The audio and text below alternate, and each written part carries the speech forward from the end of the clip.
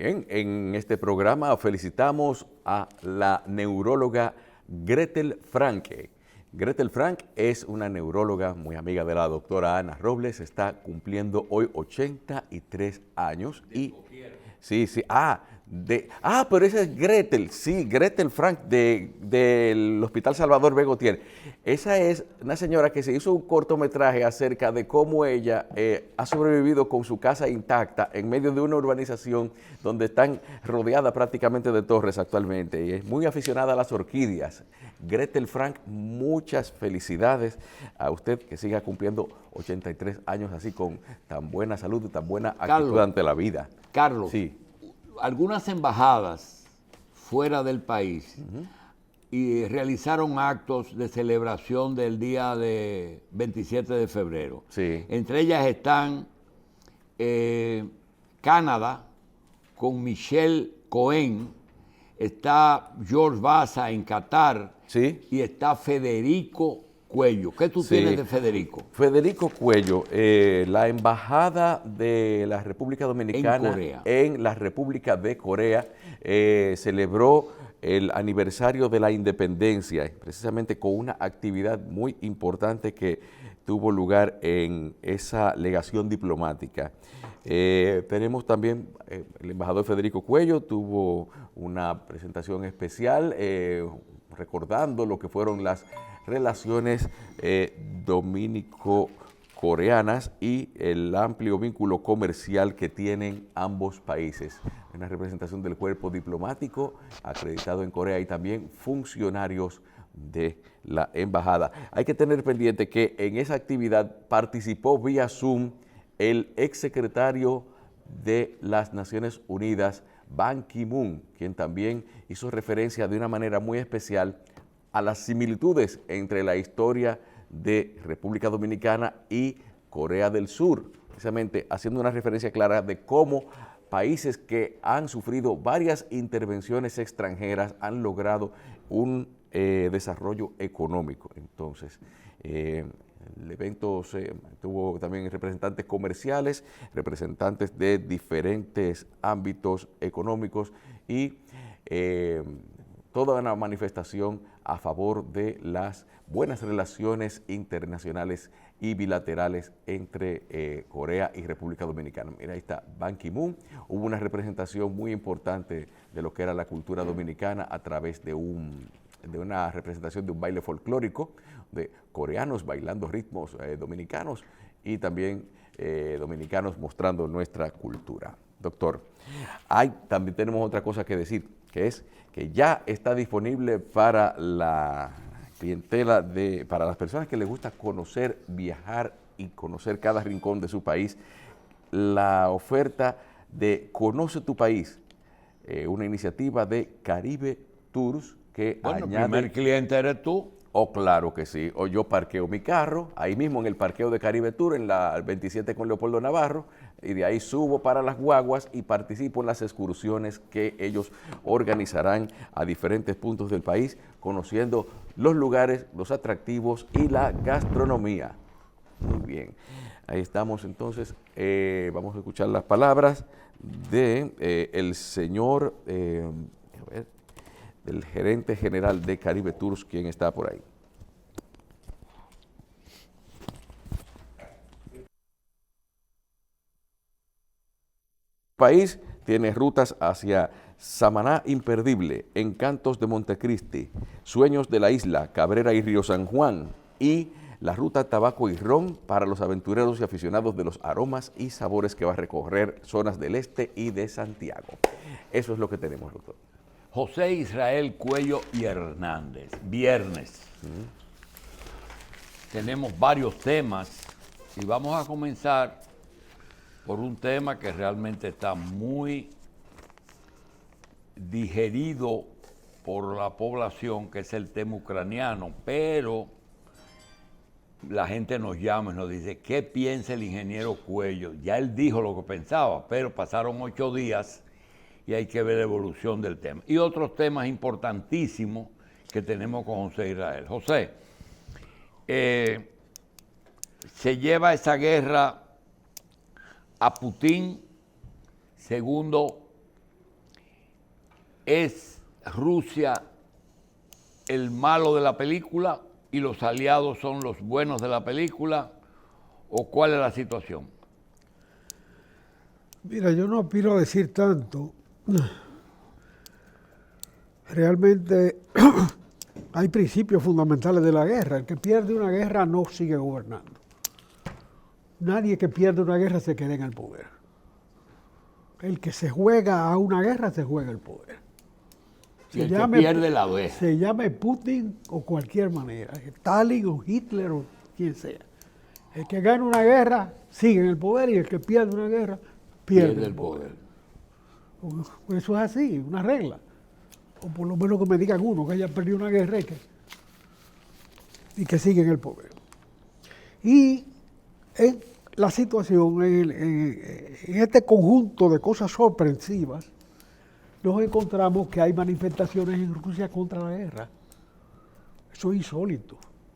¿En Rusia? Sí, eso es insólito, porque ese es un país monárquico de esencia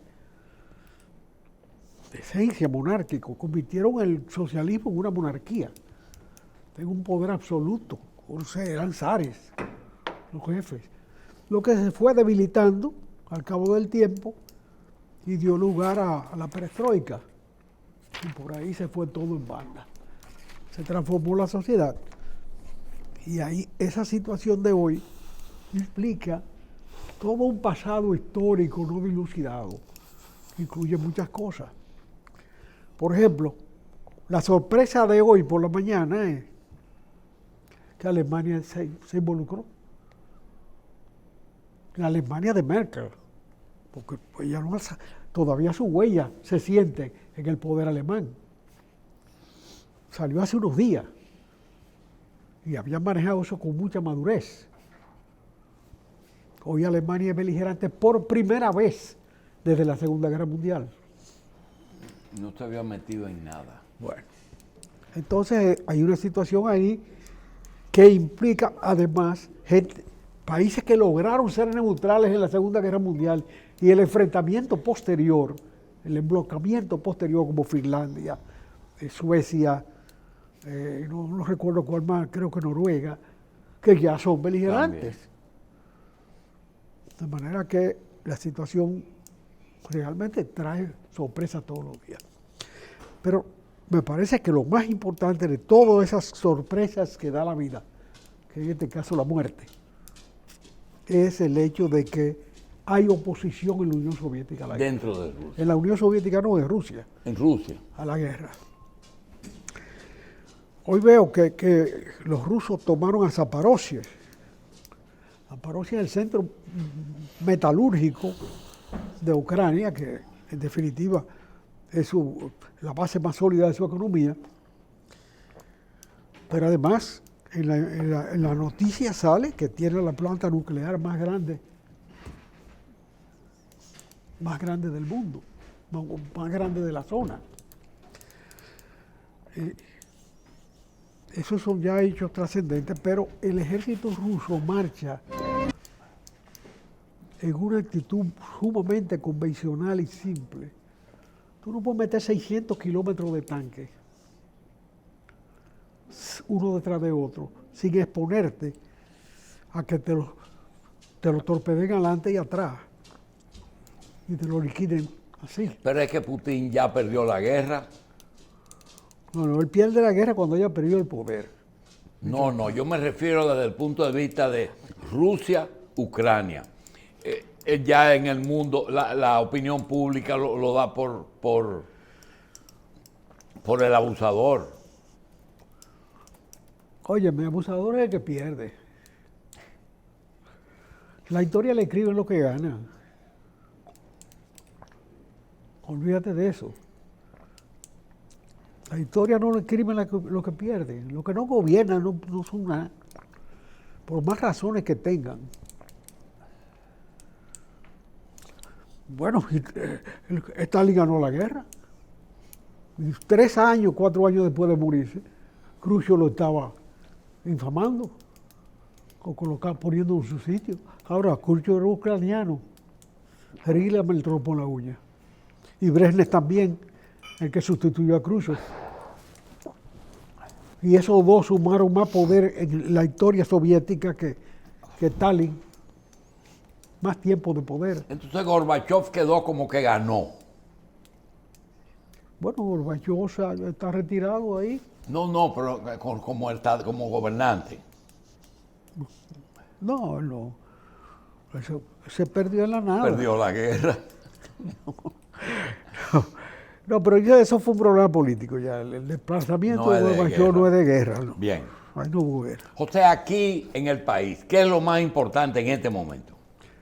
Mira, yo quiero referirme al discurso del presidente, el cual la semana pasada no lo había pronunciado cuando yo estuve aquí. Y en los primeros días no me interesaba, veía las crónicas. Pero hay un detalle de ese discurso que no ha sido resaltado, salvo por un editorial del periódico Hoy, que es el espíritu de ese discurso y del comportamiento de este presidente, es la continuidad del Estado. Es un caso extraño en la política dominicana, donde el que sube desconoce lo que el otro hizo, abandona las cosas. En el caso, por ejemplo, del PLD, fueron capaces de parar el metro, porque era de Leonel, y de reformarlo con una pila de canaticos por ahí en un barrio, que no sirven, que no llenan el contenido, el significado del metro. Sin embargo, el metro, este gobierno lo ha cogido y ya lo tiene casi en unos meses estará en Los Alcarrizos. Los Alcarrizos significa resolver ese problema con el metro, significa eliminar el tapón de la madrugada de Los Alcarrizos para acá y del caer de la tarde de Santo Domingo a Los Alcarrizos. Porque tú caminas de Los Alcarrizos para allá en la tarde, y la carretera es diáfana y tranquila, tienes un momento que se llena. A mí lo que no me gusta, ingeniero, es que están planteando de que una ampliación del kilómetro 9, cuando quizás la mitad del problema se viene resolviendo moviendo 2 terminales de guagua que hay ahí. No, pues es intocable. Ahí sí un sindicalista se hizo dueño de eso. Eso es intocable. Todo el que se para con el Sí, guagua pero ahí, los problemas urbanísticos son muy delicados. Ese problema no fue bien resuelto originalmente. Solamente hay que ver el nivel de la terminación de eso, para ver la chapucería que fue. Entonces la gente dice, no, que Odebrecht construía bien. Bueno, Odebrecht supervisaba bien, porque Odebrecht no construyó nada en este país. Se construyeron compañías dominicanas, pero como lo elegían ellos hacían su supervisión adecuada para un determinado grado de calidad y de posibilidad de quedarse con el paquete cuarto que se llevaron. Sí. Bueno, pero nadie trabaja gratis. No, claro. Y si te dejan libremente, tú le pones precio a tu producto. Sí. Sobre todo si lo compartes. Claro. Bien, y después ni te vigilan. Sí. Pero esos son muchos temas juntos. Sí. Lo cierto es que ese núcleo que hay ahí no fue una solución adecuada. Después le hicieron una ampliación al puente, que ahí es donde se notan los empalmes más complicados. Pero yo creo que el problema de esta ciudad tan grande, que a la vez tiene ciudad satélite en Los Alcarrizos, hay todo el mundo. En este mismo programa, que me prendió a mí el bombillo del metro a Los Alcarrizos. Sí. Cuando estaba el síndico de Los Alcarrizos que se quería reelegir y dijo aquí que allá nada más había 80 empleos disponibles para él manejarse. Los 80 empleos que genera el hospital Vinicio Calventi. Sí. Porque no hay centro de trabajo ahí. No hay centro, todo el mundo trabaja aquí. Ahora, de San Cristóbal, ¿cuánto trabaja? Todo el emporio industrial que construyó Trujillo en su ciudad natal no existe. Absolutamente, comenzando por la armería, que era el que tenía más empleados, pero después fábrica de ropa, fábrica de pintura, fábrica de vidrio, toda una cantidad de cosas, todo eso se cerró. y sin que lo sintiera nadie, salvo San Cristóbal como ciudad. Sí. Ahora siguió siendo un enclave que comenzó a buscar empleo aquí. Una parte gruesa de Jaina trabaja en el desarrollo de Jaina, que es un emporio energético, que es un emporio de zona franca y de zona franca de punta. Pero el resto de la gente de Jaina trabaja aquí.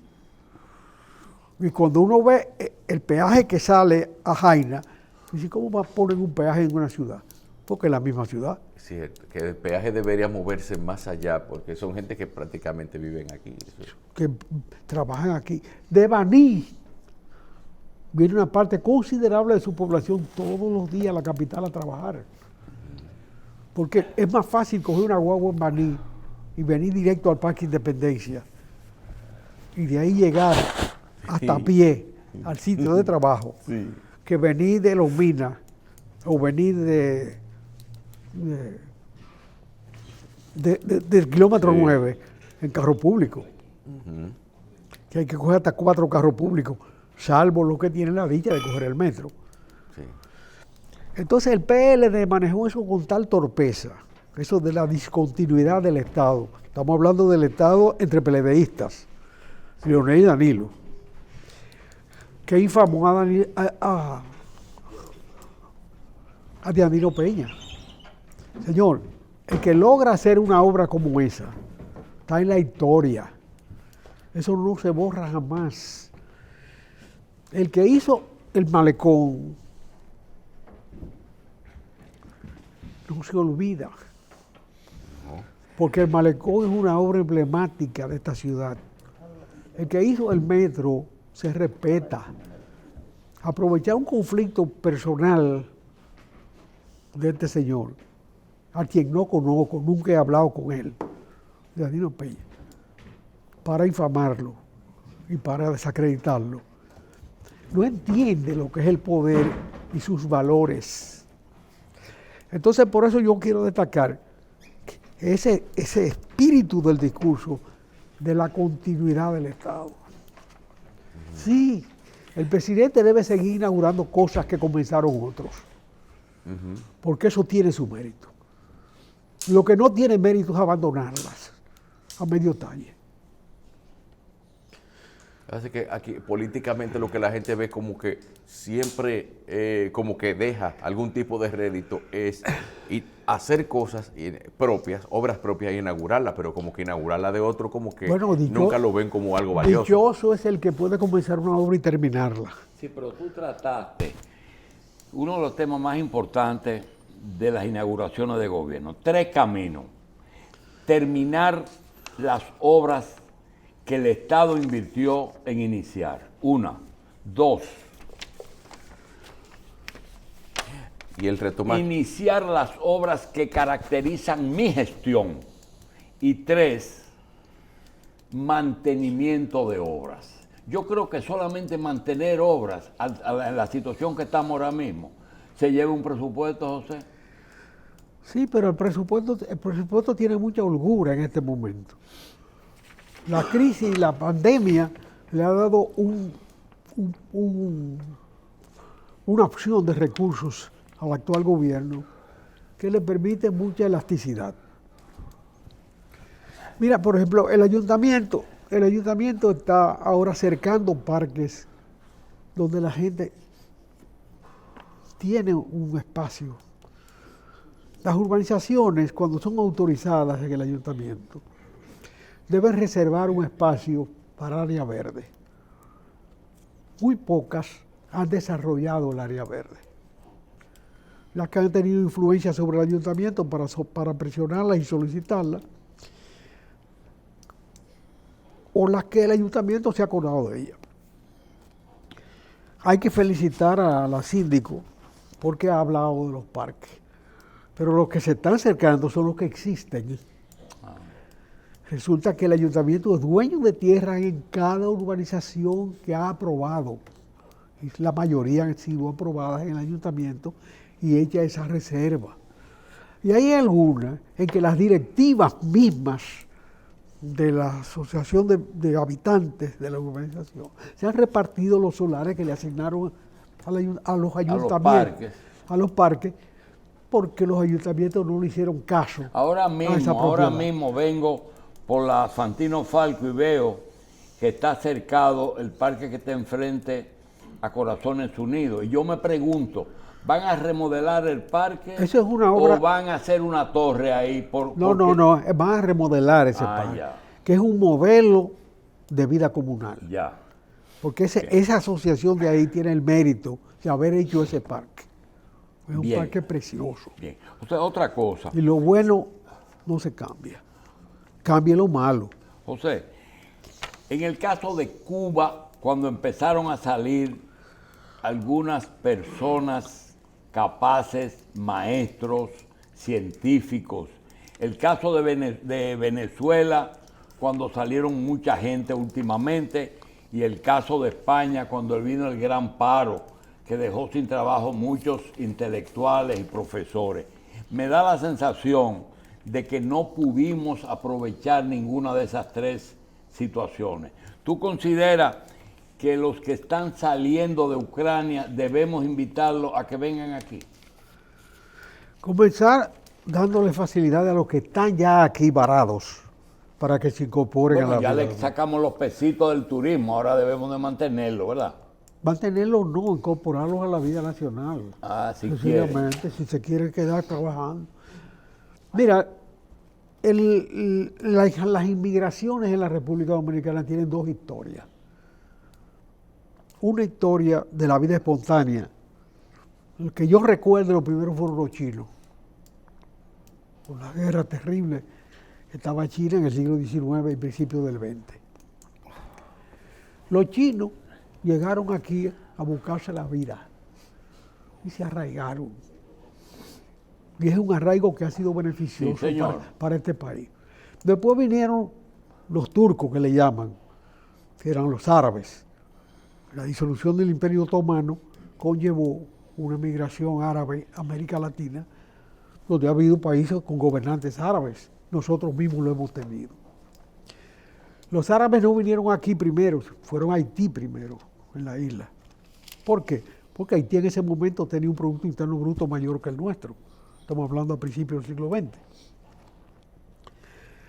Pero de más en más, la situación ha ido cambiando y hoy la República Dominicana económicamente es más importante que Haití, mucho más importante.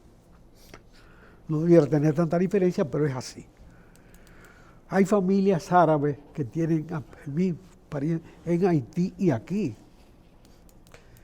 Aquí los árabes no solamente han llegado a gobernar, sino en el desarrollo económico-social. Esos se integraron completamente. Completamente. Conviven con nosotros y todos. Y hasta mandan con nosotros. Y mandan con nosotros. 2 presidentes. Y 2 aquí. Aquí en esta presidencia. Sí. De manera que, y después vinieron los republicanos españoles y los judíos.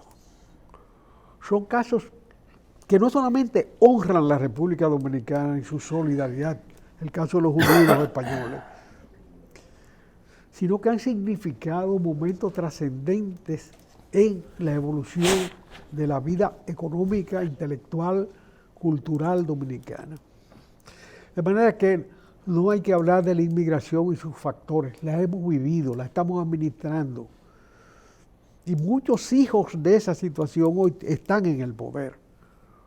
Bueno, el propio presidente actual es hijo de árabes, es nieto de árabes. De manera que él conoce la historia. Bien. De manera que no hay que explicarle mucho para que entienda y para que las familias existentes en el país que ya se han arraigado y tienen esos orígenes entiendan que deben ser solidarias con esa gente. Hay muchos recursos humanos gratuitos que no hay que formarlos en universidades ni formarlos en la ciencia. Están formados. Están formados y se pueden arraigar aquí. Esta ha sido una isla, un faro de acercamiento al continente americano desde el 1492. Bien. Donde la gente pasaba y se iba a tierra firme. A partir de esos acontecimientos de los chinos en adelante, esto ha sido una tierra de acogida y arraigo de inmigraciones. De manera que no hay que explicarlo mucho. José, desde que un amigo mío, desaparecido ya, ocupó la vicepresidencia ejecutiva de la Corporación Dominicana de Empresas Estatales, en ese momento CDE, apellido Guillén, se le ocurrió remodelar una planta que era un objeto de museo, de la primera planta eléctrica que se puso en Santiago. Ya Santiago tiene lo que no tenía. Una planta eléctrica y agua en tubería. Pregunta, desde el inicio de la inauguración del sistema eléctrico en República Dominicana hasta hoy, siempre ese servicio, como es natural, ha tenido deficiencia porque el crecimiento de la economía y de la población y de los hogares ha sido muy superior a la capacidad de inversión en el sistema eléctrico. Por tanto, tenemos problemas. Pero tiene que quedar algo que sean virtudes o debilidades de ese tránsito del sistema eléctrico. ¿Cómo tú ves eso? Fíjate, lo que se destaca hoy en esta crisis universal, lo que contiene toda la humanidad viviente, es que la República Dominicana ha descuidado el problema de su dependencia de los combustibles fósiles. Carece de iniciativa en la búsqueda de soluciones alternativas al combustible fósil, y ellas existen hoy. No es posible que el holding del combustible, los países que tuvieron la suerte de construirse arriba de combustibles fósiles y de encontrarlos, haya condicionado la vida de tantos otros países que no tuvieron esa dicha. Es la debilidad esencial de la economía dominicana. La crisis de la pandemia ha permitido valorar la resiliencia, como se dice ahora, la capacidad de encajar los cambios de las situaciones que tiene la economía dominicana. Pero ahí se nota el lado flaco. Cada cierto tiempo hay una crisis de precios del petróleo que neutraliza las ventajas que haya podido tener largos momentos de precios bajos de los combustibles fósiles. La República Dominicana carece hoy de combustibles fósiles explotables y ya no es hora de iniciarlo, porque el daño que le ha hecho siglo y medio de combustibles fósiles a la humanidad sencillamente no se puede continuar. El mundo entero tiene que abandonarlos. Y hay programas que avanzan y tropiezan y realmente no ha habido rendimiento en eso. Pero el mundo no puede seguir utilizando combustibles fósiles.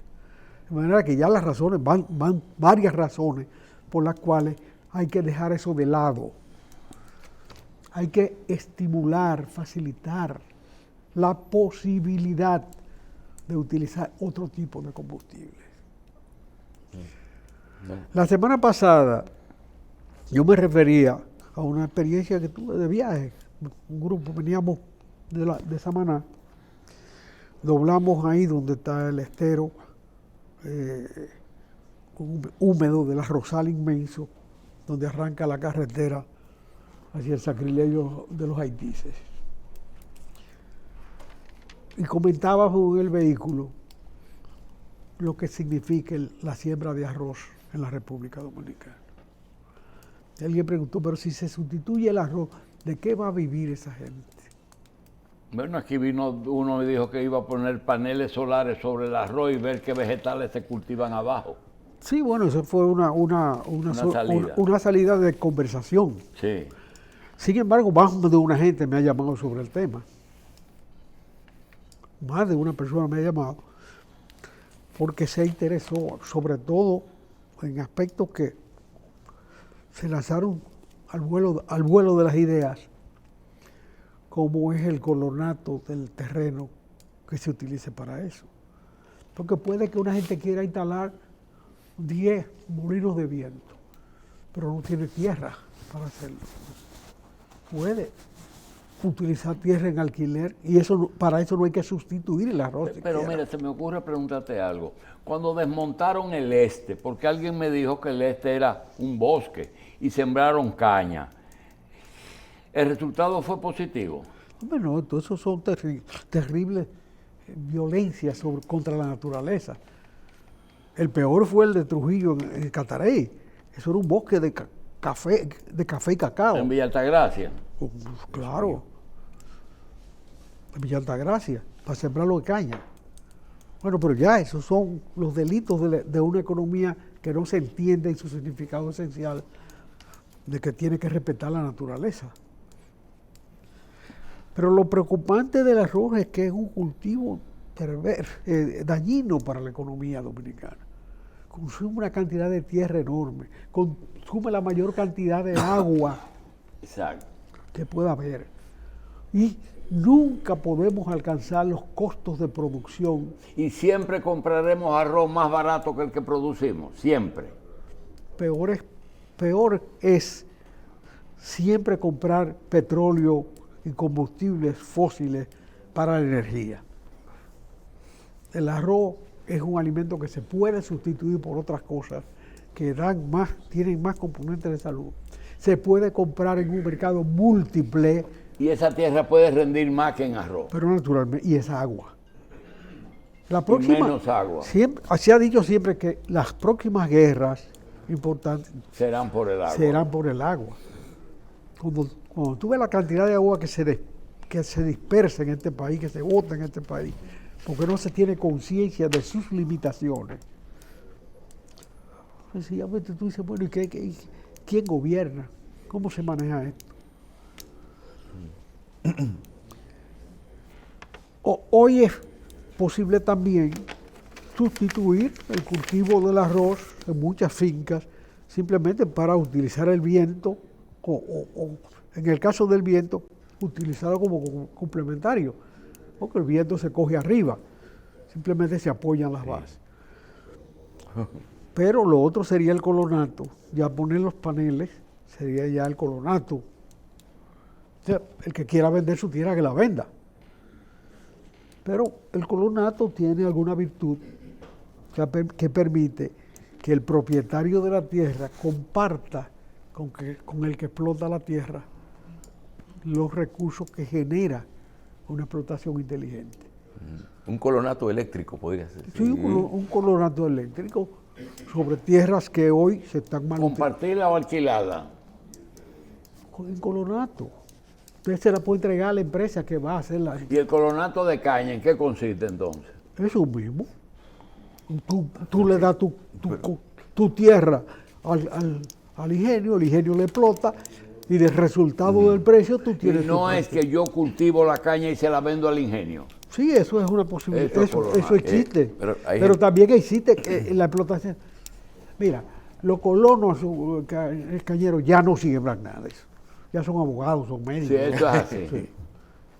Y tienen un pedacito de finca ahí para ir a divertir. Hay colonos del techo. Pero ellos siguen siendo colonos y recibiendo su parte. Y en la empresa pública, perdón que te interrumpa, en la empresa pública se ha llegado a la barbaridad de entregar en colonato tierra del Estado para que un amigo, un pariente, un guardia se beneficie de eso sin saber ni siquiera dónde está la tierra. No, Esa es una perversión del colonato. Aquí se llegó a pagar conciertos de artistas con tierra, conciertos de artistas que yo veo de que un director de orquesta reclamando un pedazo de tierra porque eso fue el concierto que dio, hasta eso, del CEA.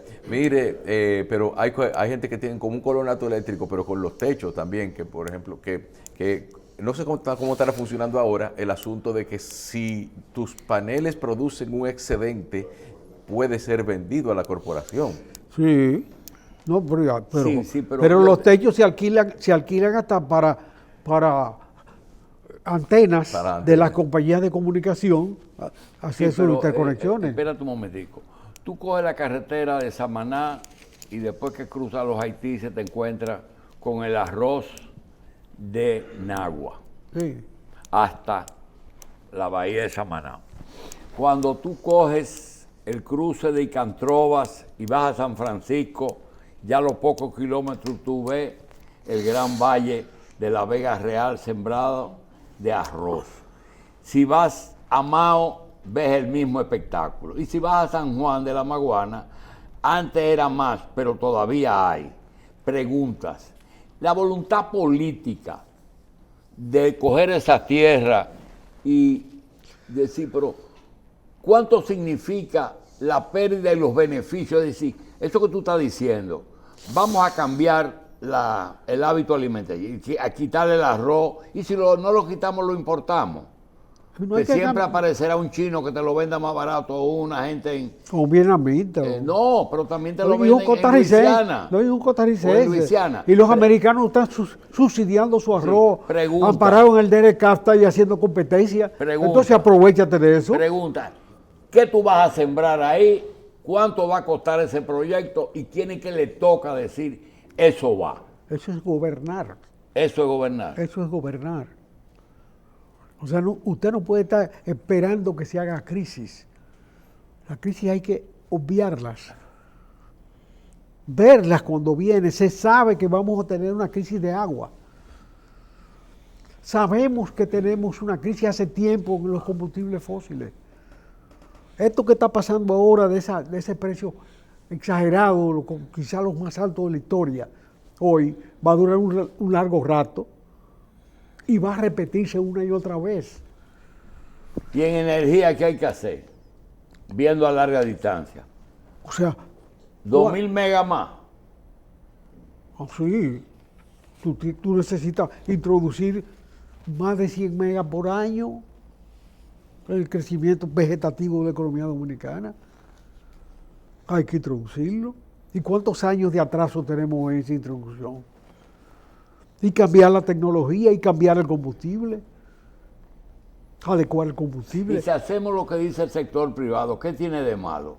Por ejemplo, sentarse con el sector privado. Dice, le vamos a dar la generación y la comercialización de la energía. Nosotros vamos a controlar los precios. Nosotros necesitamos 4.000 megas en 2 años, en 3 años. Pero espérate un momento, eso fue lo que se hizo. No se hizo, Perdón. se le compró y eso fue un tollo. Bueno, espérate. La licitación se hizo. La licitación se hizo. El sector privado se apoderó de la generación energética. Se comprometió a invertir el valor de lo que el Estado le entregaba en maquinarias trabajando. Y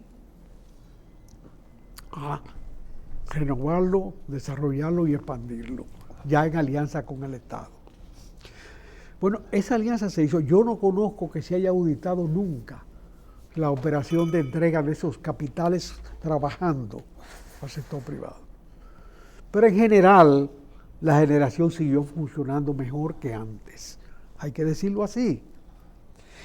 En la comercialización, ahí Unión Fenosa ganó incluso la posibilidad de instalar 2 plantas, 2 sistemas energéticos, uno en La Vega y otro aquí en Palamara,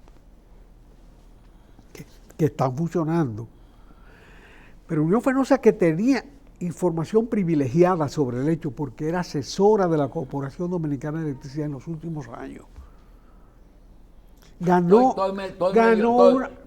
Estoy medio sordo y quiero fijar bien una idea. Quiere decir que cuando le compramos generadores a los generadores durante los 4 años pasados, estábamos más, teníamos mejor energía y más regularidad que con Catalina.